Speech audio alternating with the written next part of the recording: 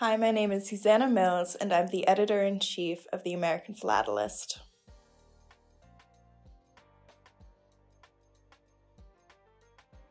So I really wish I could say that the idea of a stamp basics issue sprang fully formed out of my own head, but actually it was the brainchild of Gary Lowe, who retired in January.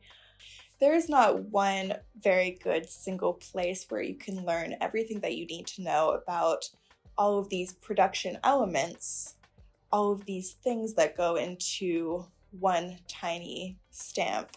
So all of those elements include from the bottom layer, which we could think of as gum, which is the adhesive on the back of the stamp, to watermarks, to paper, the types of different paper and the productions of those paper types and how to identify them, and then ink and color and the design of the stamp and how those very detailed designs are applied to the paper.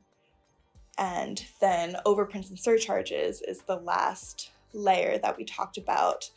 And those are stamps that are applied on top of the design, to give some additional information, whether that's changing the currency of the original stamp, or changing the issuer of the original stamp so it becomes something new. So we designed this primer into these basics in order to have everything in one single place.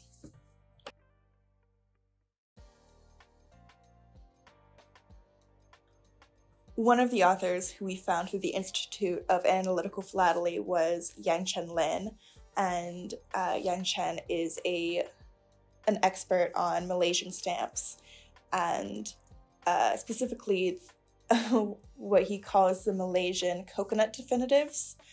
And his focus was on just the paper of these definitives. So he essentially used these stamps that he's an expert in to do a case study of paper, finding out the different types of paper, how they're formed, and how you can identify them when you come across them yourself.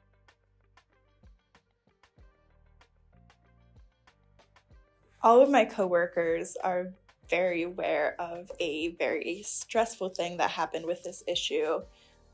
Richard Judge sent a packet of stamps to illustrate his article on overprints and surcharges, and they didn't arrive, and we had the tracking number, and contacted the post office and asked all around the building to see if they'd arrived and gone somewhere else. And there's nothing. And so I made haste to the reference collection and found replacements for 90% of the stamps that he was sending, whether they were direct one-to-one replacements of the ones he'd intended to use or similar enough that they would get his point across, which definitely speaks to the extent of our reference collection that's used in the expertising department,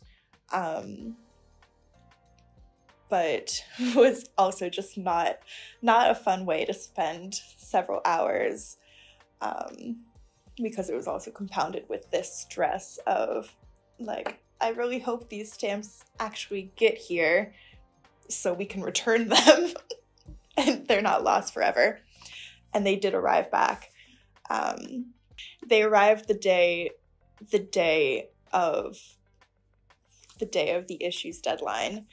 So what actually ends up in the article is a combination of some stamps from the reference collection that I found, a fair few actually from the APS stamp store,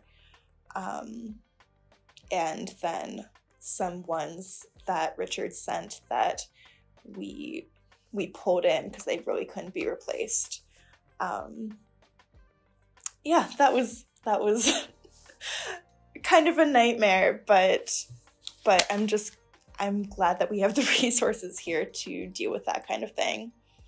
I also want to point out the design of different elements of the issue as something that it took a lot of work, but was a lot of fun to do.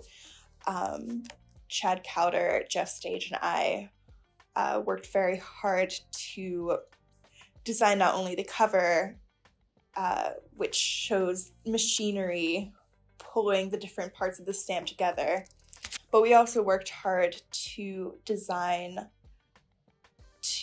this concept of the different layers of the stamp from the bottom layer, as I said, the gum on the back, to the top layer, which is the overprints. So we were thinking, what would it look like if we could show each layer come together?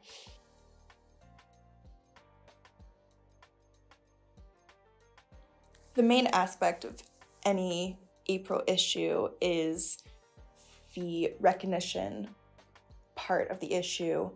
This is, 15 or 20 pages, all dedicated to APS members and APRL members who have given their time, their money, donations of literature, donations of stamps,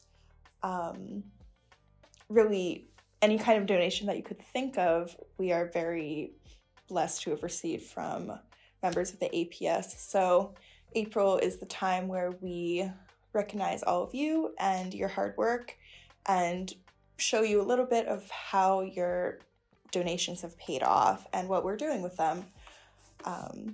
So that's what you can expect from April.